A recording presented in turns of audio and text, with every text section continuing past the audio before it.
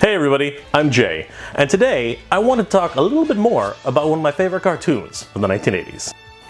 Voltron, Defender of the Universe. I really love this cartoon, and today I wanted to share 5 fun facts about Voltron, the Defender of the Universe, which you probably didn't know about. Number 5. Voltron isn't a cartoon, it's anime. Now it might sound strange to some fans today, but anime wasn't even a thing back in 1984. What kids were watching as Voltron back then was actually a giant robot Japanese series called Hyakujuo Go Raion, or Beast King Go Lion. The series didn't even have as big a fan base in Japan, and only produced 52 episodes. But when it came over to North America and re-edited as Voltron, Defender of the Universe, the series was so popular with American audiences that World Events Productions, who produced Voltron, ordered an additional 20 new episodes. Number 4. So many toys. Any kid who grew up in the 80s drooled over the original Voltron toys by Matchbox, and who could blame them? It was a set of 5 transforming lions who combined to form a giant robot. This was before Transformers, before Power Rangers, and was the toy to have in 1984. The 5-lion Matchbox set was pretty expensive at $79.99. That was quite the price for the deluxe set, but if you wanted to collect the lions a few at a time, they were also available in smaller sets for $29.99. Matchbox must have figured that was still a bit high for some parents, so they had multiple offerings, including the miniature Lion Force Voltron, which was a single 6-inch die-cast Voltron with removable heads. Fast forward to 2019, and it's nearly impossible to cover just how many Lion Voltron toys have been released by various companies over the years. But the holy grail of Voltron toys from Matchbox will always be the first. Number 3. Color coordination. Black lion, red lion, green lion, blue lion, and yellow lion. Simple colors which are easily identifiable, right? So why are the Voltron team so uncoordinated when choosing their colored uniforms?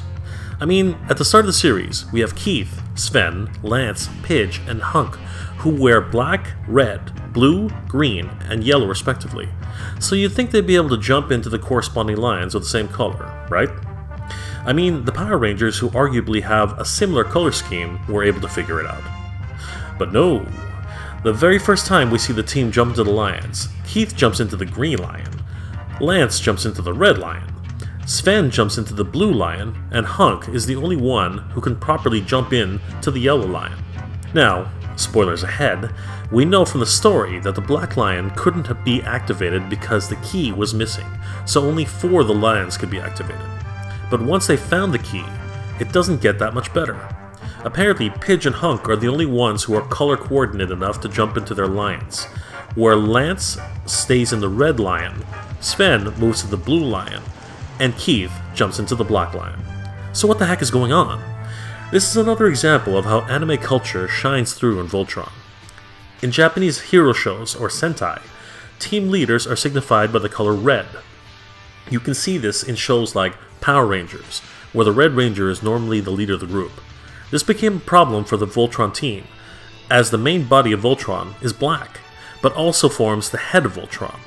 Visually, it's still important in a Sentai show to have the leader dressed in red.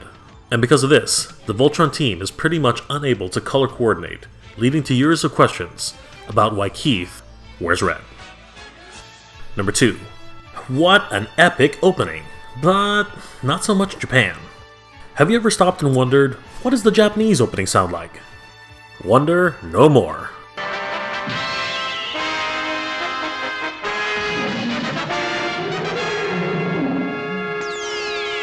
Yep, this is what the Japanese kids were listening to back in the day.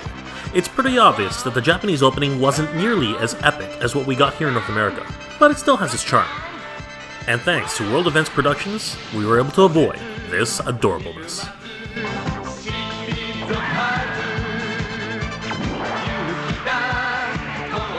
So just before we get to our number 1 fun fact, here's a bonus. Optimus Prime was in Voltron? The first thing that introduced kids to Voltron in 1984 were these words. From days of long ago, from uncharted regions of the universe. Recognize the voice? It's none other than Peter Cullen, who would later voice the legendary robot, Optimus Prime, in the Transformers TV series.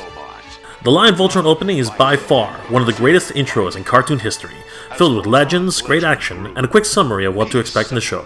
It really helps set the stage for kids who were watching back in the day. A galaxy alliance was formed. Together with the good planets of the solar system, they maintained peace. Ironically, if the kids had seen the original Japanese opening of Go Lion, I'm not so sure that the excitement level would have carried over so well. Voltron was needed once more. Thank goodness, Optimus Prime was there to save the day.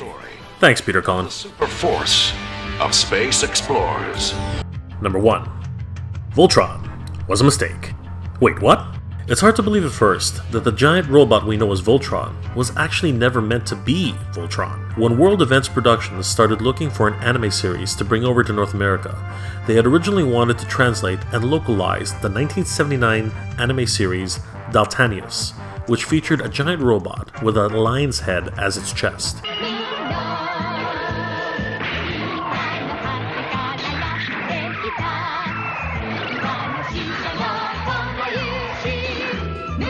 They reached out to Toei Animation Studios, who had agreed to license 3 of their properties to WEP. When WEP asked for the master tapes to be sent over for localization, Toei asked which of their properties to send over, and World Events simply answered, the one with the lion. Instead of Daltanius, Toei would send over Beast King Go Lion, and the rest is history. Just think, if Toei hadn't misunderstood what World Events Productions had said, Voltron would look like this. Thank goodness, we ended up getting the one with the lion.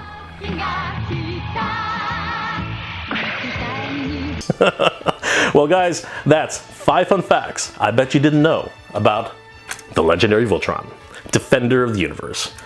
If you like this episode, please do leave me a like. It really helps me out. If you have any comments or suggestions on anime, toys, collectibles, cartoons, or anything else you'd like me to review, please leave that in the comment section below. And consider subscribing, as I have a lot more episodes on the way, and I really hope you enjoy. I also have a Patreon account, so if you'd like to support this channel and some of the work that I do, please visit there. Guys, as always, thank you very much for watching. Geek proud. Thanks for watching, everybody. If you'd like to support the channel, please see the link in the description below. I've got more videos on the way, and we'll see you at the next one. Geek proud.